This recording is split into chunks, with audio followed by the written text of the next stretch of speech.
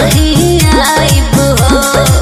लागल बा दिल में आग डाला हजूरी से पियाई हो। यो सुना कि इतना सुखर बावे बदनिया आई रे कि इतना सुखर बावे बदनिया गोरिया लागे लू चुनमुनिया जान मारई झुलनिया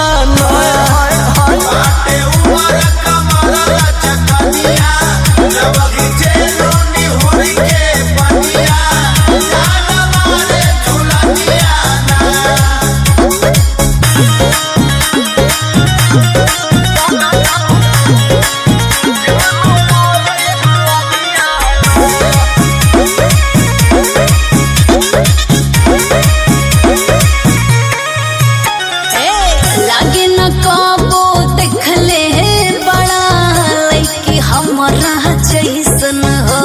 जी एक पीस तू बारू करे जा दोसर ना होई ऐसन हो।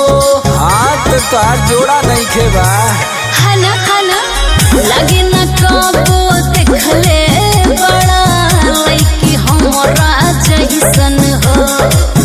एक पीस तू बारू करे जा दोसर ना होई ऐसन हो।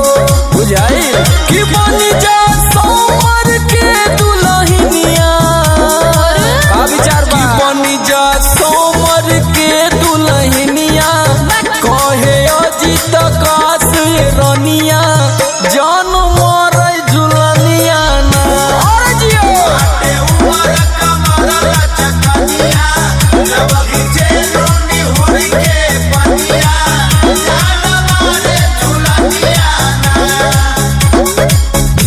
एक पीस बानी आ तोहरे बस के भी ना बानी।